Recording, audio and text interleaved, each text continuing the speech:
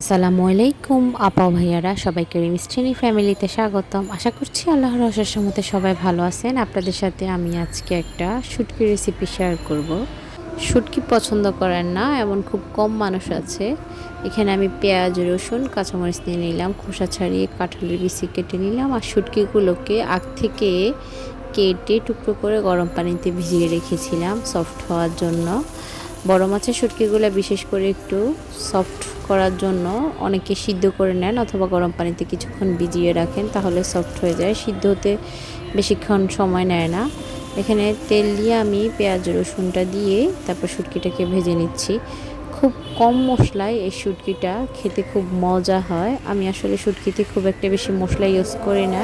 আপনারা চাইলে অল্প মশলায় এই রেসিপিটা ট্রাই করে দেখতে পারেন। এখানে আমি শুকনো মরিচের গুঁড়া, লবণ আর হলুদ, মরিচটা হচ্ছে সবার টেস্ট অনুযায়ী দিবেন। শুটকিতে আসলে একটু ঝাল খেতে ভালো লাগে বেশি, আর আমার এই মরিচের গুঁড়াগুলো অনেক ঝাল, তাই আমি পরিমাণ একটু কম দিয়েছি। আর হ্যাঁ, বাসায় যদি নাগামরিচ থাকে তাহলে একটা নাগামরিচ অ্যাড করে দিতে পারেন। এখানে ছিল 1 চা চামচ পরিমাণে লবণ, 1 চা চামচ পরিমাণে হলুদ আর 1.5 চা চামচ পরিমাণে মরিচের গুঁড়া। আপনারা চাইলে আদা, রসুন, ধনিয়া, জিরে অ্যাড করতে পারেন। পরিমাণ মতো পানি দিয়ে এটাকে সিদ্ধ করে মাঝের মধ্যে একটু নেড়ে ছেড়ে দিলাম। তারপরে যখন পানিটা একদম শুকিয়ে এলো, তেল ছেড়ে আসে যখন, তেলে আবার একটু ভাজা ভাজা করে ধনেপাতা দিয়ে নামিয়ে পরিবেশন করতে পারেন। আজকে আমার বাসায় ধনেপাতা ছিল না, তাই আমি এভাবেই পরিবেশন করেছি।